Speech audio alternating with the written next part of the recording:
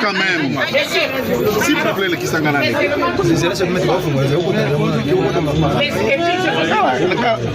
C'est seulement 3 personnes. À cause de la responsable. Merci beaucoup. Vous êtes en retard là, quand même. Vous allez entrer. Ah, monsieur, vous êtes pour quelle raison? Je veux vous identifier. C'est fini.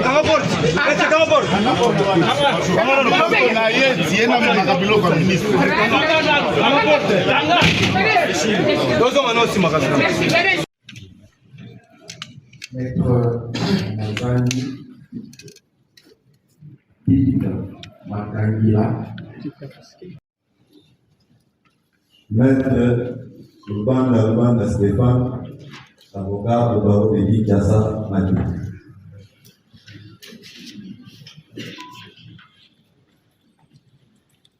Maître Richard Lumumba,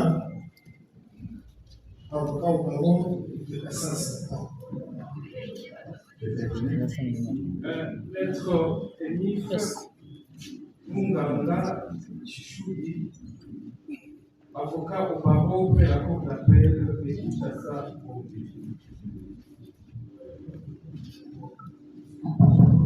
Comparé Maître Kouyi Sida Niben, avocat au barreau près la cour d'appel de Kinshasa. Maître Kouyi Sida Niben, avocat au barreau près la cour d'appel de Kinshasa. NKWIND. Comparé Maître Olivier Moubou, avocat au barreau de la Djoba. Maître Kabuka Lambongo, avocat au barreau près la cour d'appel de Maïdo. Maître Joyce Issio, avocat près la cour d'appel de Kinshasa Matete. Maître Augustin Bakama, avocat au barreau de Maïdo. Maître Kevin Daoma. Maître Kevin Daoma, avocat au barreau de Kinshasa Matete. Maître Eli Wazuma, avocat au barreau près des cours d'appel de Kinshasa Matete et du Congo central. Comparé Maître Longonia Koulungo Edi, je suis avocat au barreau près la cour d'appel de Maïglobé.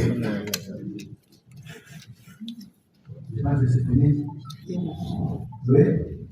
Il faut que merci beaucoup.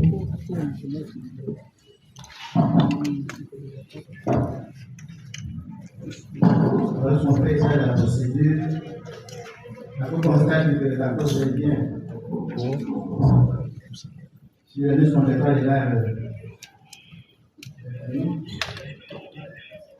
il était question que les avocats puissent imprégner les PV et toutes les pièces du dossier. Je pense qu'ils ont fait. C'est aujourd'hui leur procéder à la lecture de la cause. Vous allez appeler sur le vérité que la Cour va ouvrir le débat. Nous allons changement intervenir dans la composition. Et à la Cour fait le résumé de ce qui s'est fait à la dernière à niveau membre. Disons qu'à bien se passer. La Cour a procédé à l'identification du prévenu et a suivi l'exposé des faits fait par le garde de la loi. Les avocats avaient estimé que, n'ayant pas compulsé le dossier, il fallait qu'il leur soit donné l'occasion de pénétrer le dossier pour un procès équitable, ce qui fut fait. Donc pour aujourd'hui, nous commençons les choses de la cause.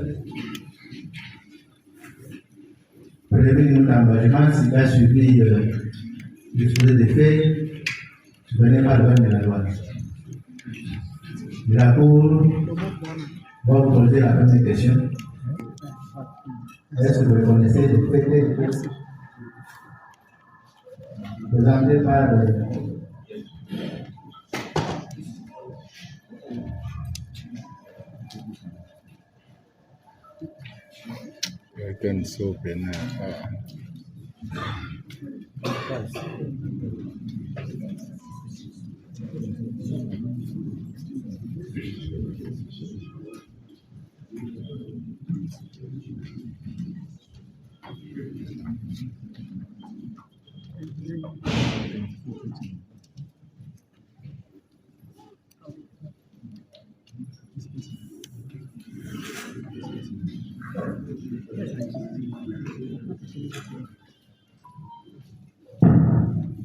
oui. Vous avez interrompu la même voiture. Vous avez sauté la parole, c'est vous. Oui, d'accord. Merci beaucoup, Monsieur le Président. Nous savons que nous avons votre cours et disposé à instruire ce dossier. Mais cela ne nous empêche pas de commencer par ce que nous considérons comme exception, avant de permettre à ce que votre cours puisse commencer cette action. Si vous serez d'accord avec nous, à ce que nous puissions commencer cette exception, nous pouvons déjà commencer à l'exposer. Monsieur le Président, honoré membre de la Cour, Monsieur le procureur général, d'entrée de jeu, nous allons solliciter d'abord de votre intelligence. Votre intelligence, c'est pourquoi, puisque nous sommes venus devant vous, vous plaider une cause que nous considérons comme une cause noble. Et lorsqu'on plaide pour une cause noble, il y a la tête qui part, il y a également le cœur qui part. Et cela ne s'écarte pas à l'art, ce qu'on appelle la plaidoirie. Et comme nous allons parler avec notre tête, l'intelligence, nous allons parler également avec notre cœur, puisque nous sommes humains. Nous allons également demander à votre cour, qui est composé des éminents magistrats, que cette cour nous accorde également l'intelligence, les connaissances de ce monde, mais également le cœur, puisque dans un jugement, il y en a toujours les connaissances, mais aussi il y a les sentiments. Pour que dans cette cause, nous puissions éloigner celui qui est présenté devant vous aujourd'hui comme un détournaire de l'union publique, qui incarne l'espoir de toute une jeunesse dans l'unique péché. S'il vous plaît, votre honneur, est-ce qu'on va donner à des sanctions? c'est ça. On n'est pas là pour louer les gens. Oui, votre On ne honneur, veut pas ça. votre honneur. On ne fait pas la politique ici. Merci beaucoup, votre honneur. Vous comprenez? Nous ne sommes pas nommés des philosophes ni des poètes. Vous avez demandé la parole pour les exceptions, pour les exceptions et pour les Nous sommes entendus. Il ne faut pas louer les gens ici. Tout le monde a le droit, c'est le droit et ainsi de suite. Présenter les exceptions, d'abord voir. Merci beaucoup, votre honneur. Nous faisons que nous conformer à ce que nous connaissons de l'art de paix. Si c'est là. Et nous avons, je crois, Monsieur le Président, nous revenons sur l'essentiel. Nous sollicitons, et c'est ça le moyen, nous sollicitons la nullité.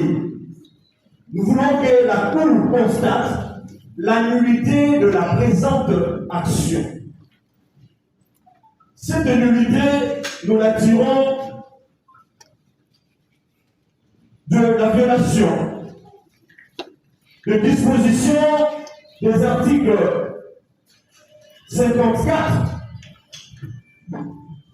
et 56 du Code de procédure pénale. Monsieur le Président, honoré membre de la Cour, nous savons tous que notre partie, notre client est ici devant vous en vertu de ce que nous appelons en droit le contrat judiciaire. Le contrat judiciaire, dans le cas d'espèce à ce qui concerne notre client, c'est la citation à provenir. Et cette citation à provenir ne tombe pas du ciel. Cette citation à provenir qui constitue un contrat qui va nous lier au cours du déroulement de ce procès va obéir au prescrit de la loi. Qu'est-ce que nous constatons, votre honneur, sous nos yeux? Nous avons la citation. Voici ce que dit l'article 54, alinéa 2 du Code de procédure pénale. Toutefois, lorsqu'il y a lieu de poursuivre une personne jouissant d'un privilège de juridiction, cette incitation ne sera donnée qu'à la requête d'un officier du ministère public. C'est ce que la loi est en train de dire. Et la loi précise. Et ici, nous ne sommes pas en droit civil, nous sommes en droit pénal. Et vous devez savoir, nous le savons tous, c'est juste un rappel, puisque je ne peux pas vous apprendre le droit, si vous avez cette connaissance, mais nous rappelons également, et nous voulons également attirer votre curiosité scientifique pour garantir le lettre de noblesse de cette cour. Et la citation qui constitue le contrat judiciaire qui nous lie ici a été initiée à la requête du greffier en chef. La personne non indiquée au regard de la loi. Quelle est la ratio legis? La loi fait à ce que le ministère public qui a eu le temps d'instruire ces dossiers pendant la phase préjuridictionnelle puisse s'assumer devant vous. Comment il va s'assumer? En portant ses accusations et il va initier cette requête à provenir. C'est-à-dire, cela relève que de la compétence de l'organe nous poursuivant, à moins que nous puissions créer un nouveau droit au Congo, et que les greffiers en chef se portent également comme l'organe poursuivant. Mais tel n'est pas le cas. Si c'était le greffier en chef, l'organe poursuivant, on ne verrait pas la présence du parquet général. Voilà pourquoi nous sommes en train de venir pour que cette loi, pour que cette violation soit sanctionnée par la nullité de cet espoir, avec cette conséquence, la conséquence c'est l'irrécevabilité de la présentation. Et c'est là, ça, aussi avec l'article 56 du Code pénal, du Code de procédure pénale, et à ce sujet éloquent, en précisant à ce qui concerne les citations, pour les cas d'espèce, le ministère public pourvoit à la citation du provenu de la personne civilement responsable et de toute personne dont l'audition lui paraît utile à la manifestation de la vérité. Et le greffier, là où il se retrouve, les greffiers de la juridiction compétente, comme les cas d'espèce, pourvoient à la citation de personnes qui est la partie lésée ou le provenu désire faire citer. Votre l'air, vous serez d'accord avec nous, avec le ministère public, que ces dispositions ont été violées. Et la conséquence en termes de droit, c'est la nullité. Et cette nullité appelle l'irrécevabilité de la présente action. Le deuxième élément, Monsieur le Président, nous tirons de la violation de la procédure antérieure à la saisine de votre cour. En ce qui concerne la violation du règlement intérieur de l'Assemblée nationale, qui a élu le vote, d'abord à ce qui concerne l'autorisation aux fins d'instruction et également l'autorisation pour la mise en accusation, ou techniquement, en tant que juriste, technicien de droit, l'autorisation aux fins de poursuite. Et nous le tirons, Monsieur le Président, de l'article 237 du règlement intérieur. En l'intention de la Cour, je crois que c'est l'alinéa 3. Voici ce que dit le règlement, qui est une loi. La décision d'engager le poursuite ainsi que la mise en accusation des membres du gouvernement autre que le Premier ministre est votée à la majorité absolue de membres composant l'Assemblée nationale suivant les dispositions de l'article 97 du présent règlement intérieur. Alors que dit l'article 97? L'article 97,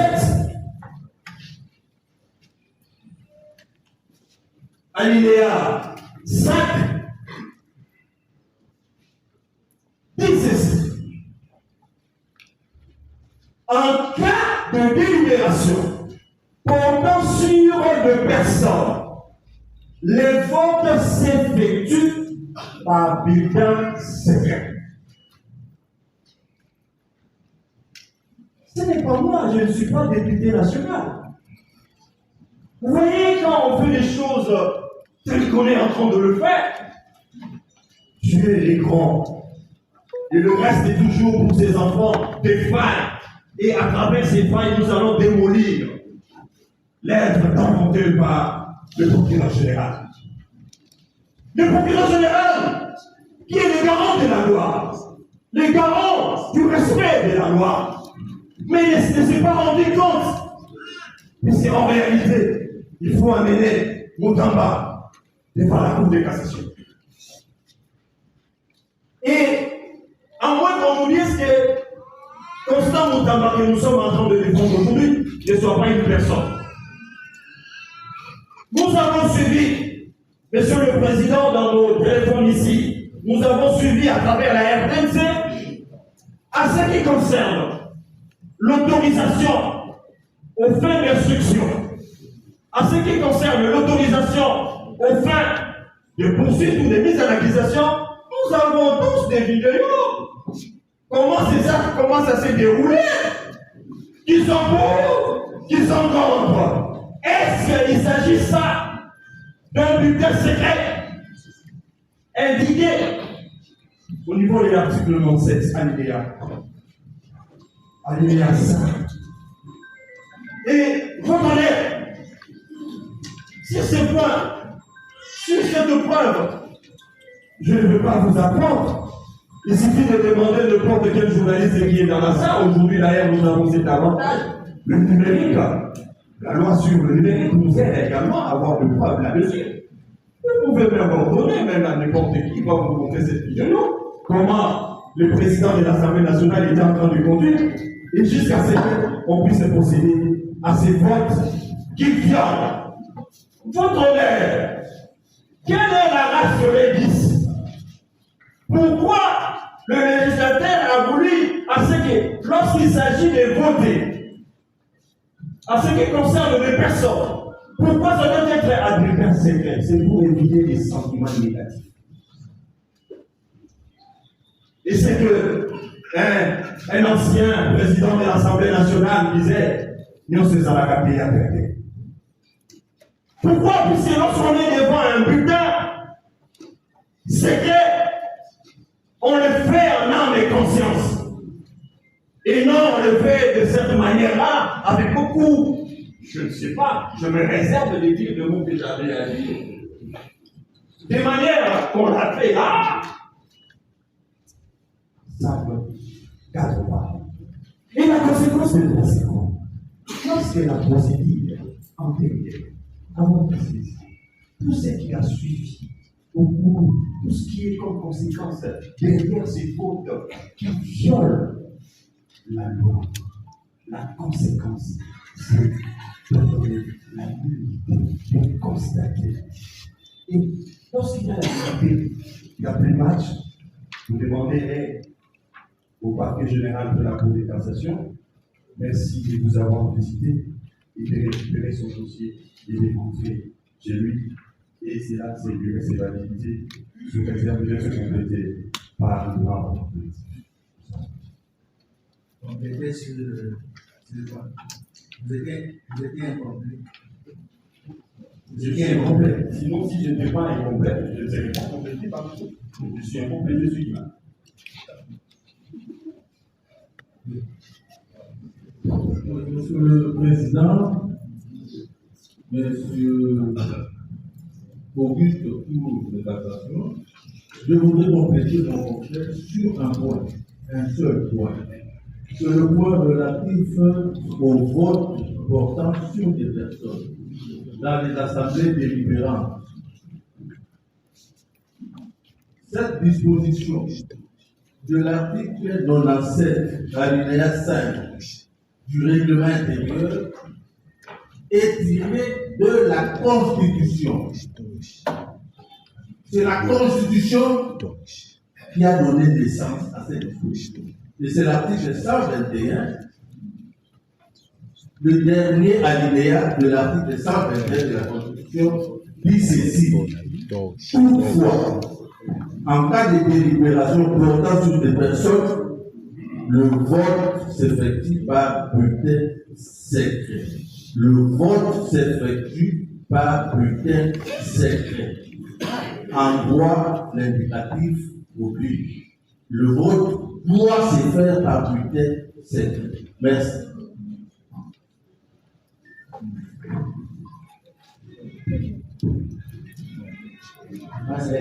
Oui. Monsieur le Premier Président, merci pour la parole. Je voudrais ajouter un mot à ce qui a été dit par mes prédécesseurs.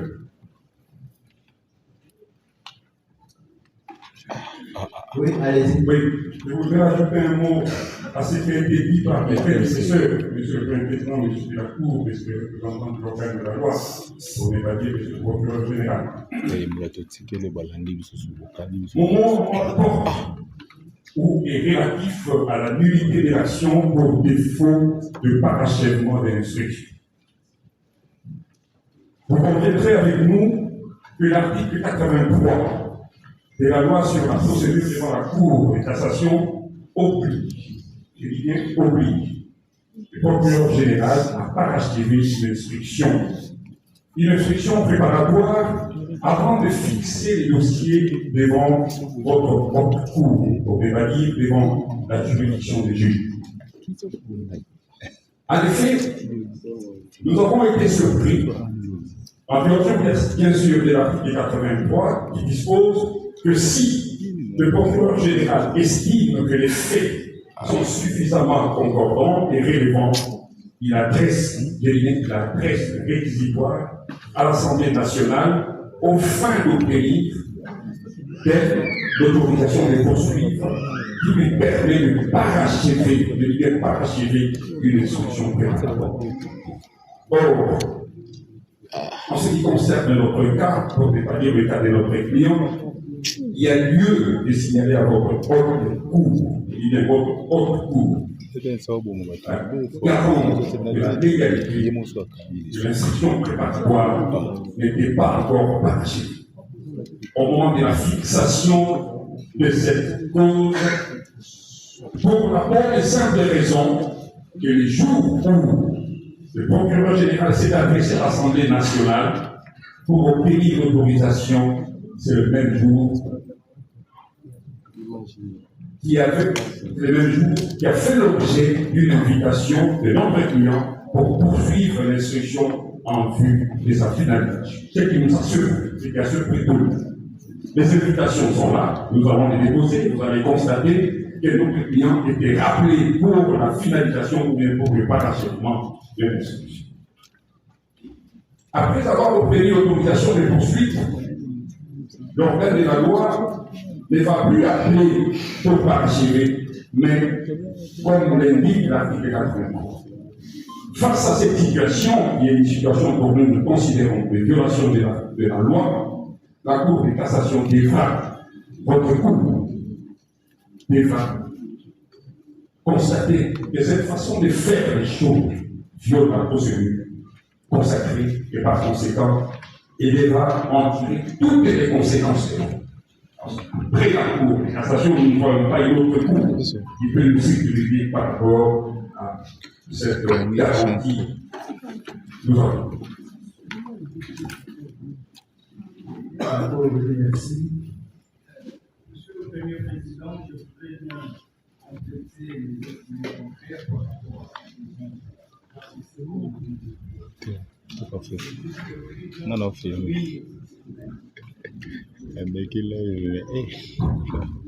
Monsieur le Premier Président, j'étais en train de dire que je tenais à compléter les documents concrets par rapport aux moyens des droits qui imposés. Et là, Monsieur le Premier Président, mon propos est fondé sur des prescrits constitutionnels. Vous, en tant que gardien de la loi, vous êtes en même temps, n'est-ce pas, juge de la légalité, de sorte que tout acte qui peut être posé en violation de la loi ou en marge de la loi, vous êtes là pour en tirer toutes les conséquences des droits qui en découlent, à savoir la nullité, bien sûr, pour le cas sous exemple. J'étais en train de parler et dire que tous les moyens légaux qui ont été soumis à votre autorité ont un fondement constitutionnel. Et là, je suis à l'article 1 de la Constitution. Revenons ici pour ponctuer au sujet de ce qui s'est passé à l'Assemblée nationale, notre Assemblée nationale, c'est-à-dire l'organe, que dis-je, l'institution qui représente le peuple congolais. Là, vous complétez, vous voulez le texte. Je suis en train de compléter. Vous n'avez pas ces signaux. Allez-y. Merci, Monsieur le Président, de me repasser la parole. Je ne venais pas pour reprendre ce qui est dit. Je suis venu pour appeler notre attention sur le fait que les dispositions réglementaires auxquelles l'Assemblée nationale est soumise ont été particulièrement violées en espèces. Et comment? Les articles 155 à 117, 177 du règlement intérieur de l'Assemblée nationale indiquent notamment que lorsque Monsieur le procureur général saisit cette institution, avant le vote, la personne visée par la procédure doit être entendue. Elle doit être entendue avant le vote de l'Assemblée. Pour présenter ce moyen de défense, notre client a reçu la lettre d'invitation le même jour où il devait se présenter devant l'Assemblée. Il se trouvait à l'hôpital Et le ministère public le sait, puisque les documents médicaux ont été déposés au parquet général. Et même au bureau de l'Assemblée, curieusement, comme si il ne s'agissait pas de personnes humaines, il ne s'agissait pas de la situation d'une personne humaine, une personne par nature fragile, un conseil, un membre du collectif adresse une lettre en réponse à l'invitation de l'Assemblée nationale en annexant les preuves des attestations médicales. Curieusement, comme si le tombé malade, c'est l'apanage des revenus. Curieusement, en espèce, l'Assemblée générale est passée outre. Elle est passée outre. Une violation flagrante des droits garantis aux particuliers. Et dans cette précipitation, je ne m'autoriserai pas de rappeler que le président de l'Assemblée nationale, avec tout le bureau de l'Assemblée nationale, constitué de personnes éminentes, expérimentées. Dans cette précipitation, disent, on n'a possédé pas le monde de vote qui a été décrit. C'est dans cette logique de précipitation. Et lorsque le ministère public a cette autorisation obtenue, ainsi que nous l'avons décrit, il ne pose aucun acte d'instruction. Aucun acte d'instruction. Toutes les affaires cessantes, le monsieur se retrouve devant vous. À raison de ces violations massives des droits du prévenu, à raison de, vous allez dire, la gravité de la situation, il plaide à la Cour de cassation de la République démocratique du Congo, l'unique Cour de cassation, de prendre en considération les exceptions, moyens et autres fins de nos recevoir et de nous répondre comme le droit par une décision motivée chez lui. Bon, merci.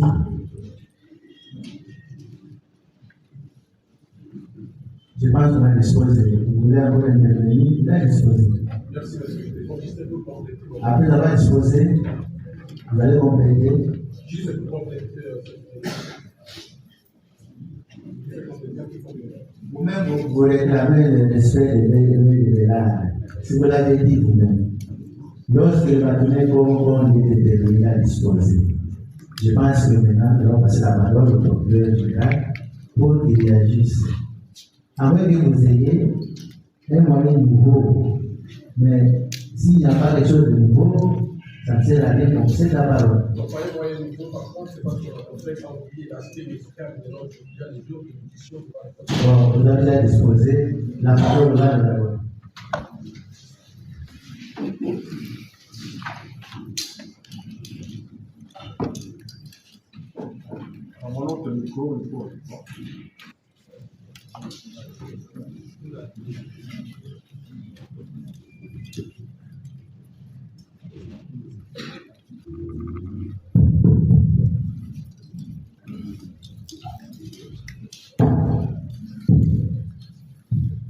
Merci, Monsieur le Président, pour la parole.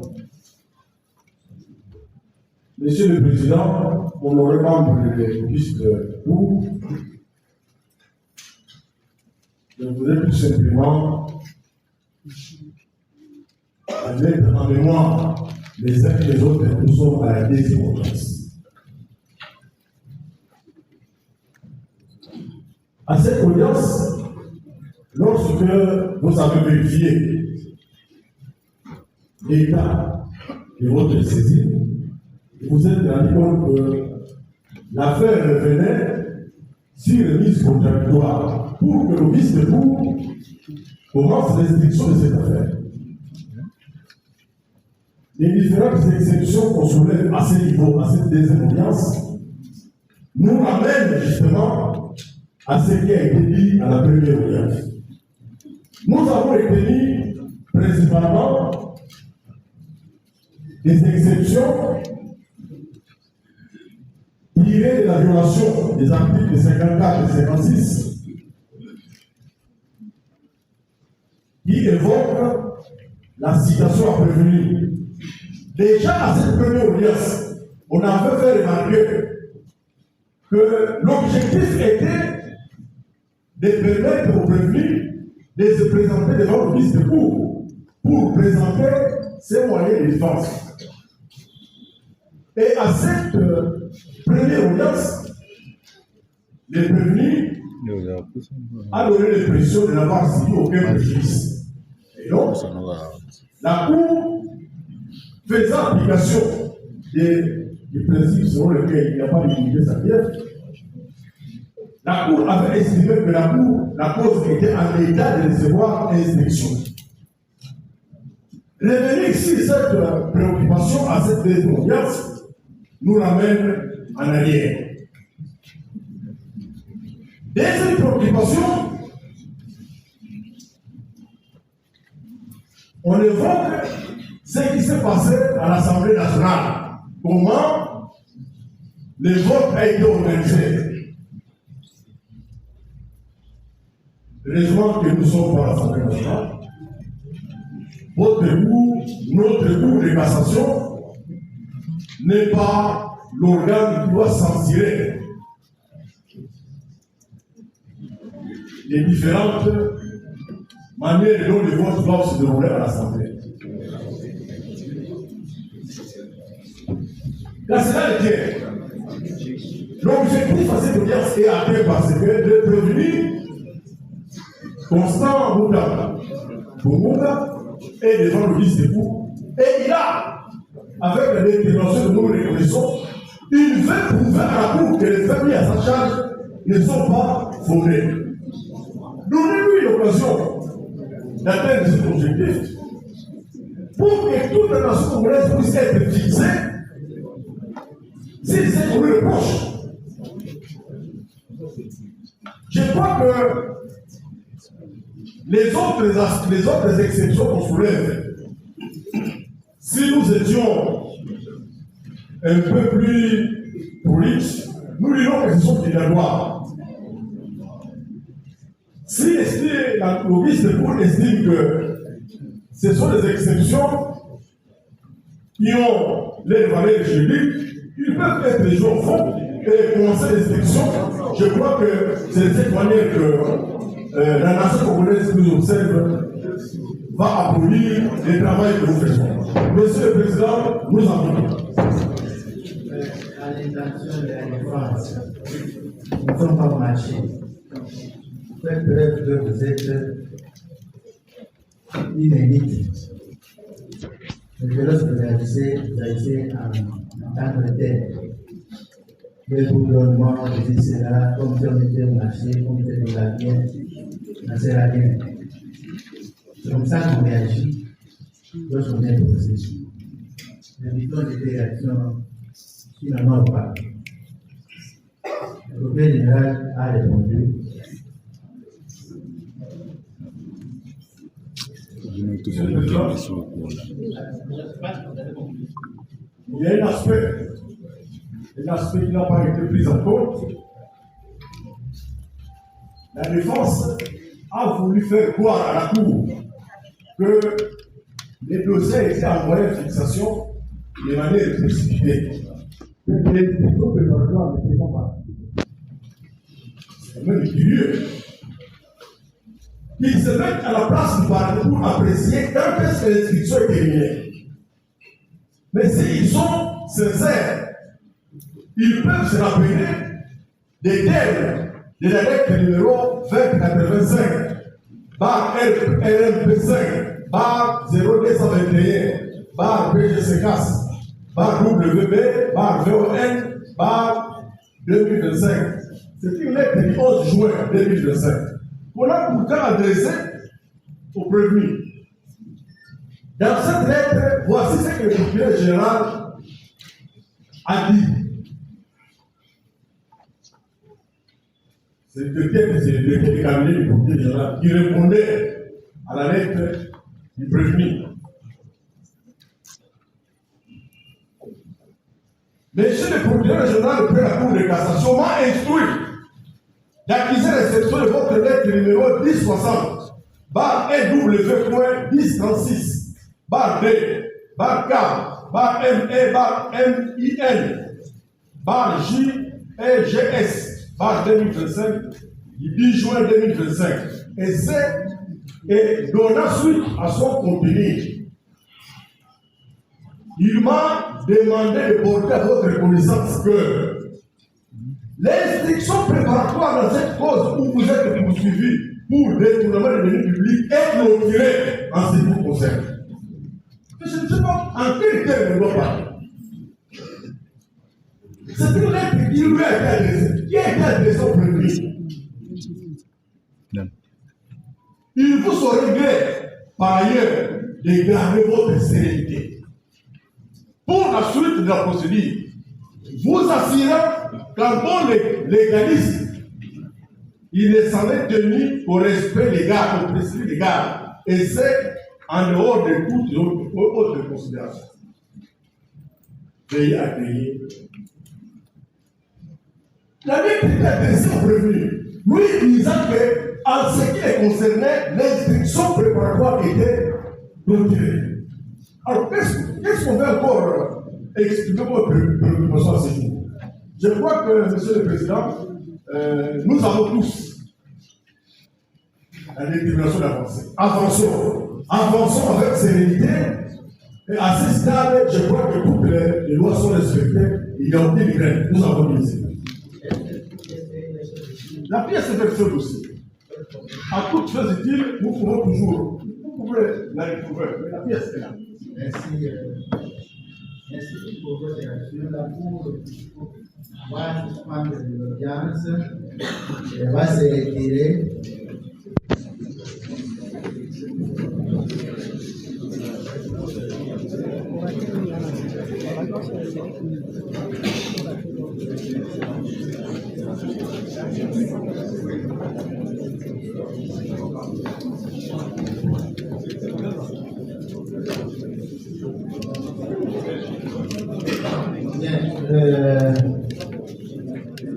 On va donner la parole à deux avocats, deux seulement.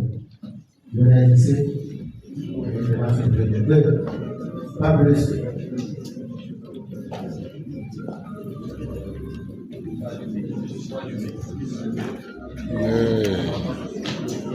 Ambasoni. Sasa kuweke esili. Voilà, Bandeko Balandi, tout ça toujours en direct en cours de cassation. Couper l'électricité, couvrir Katani Bissomé. On a pêche que nous savons de continuer. Technicien Bazol Landreva.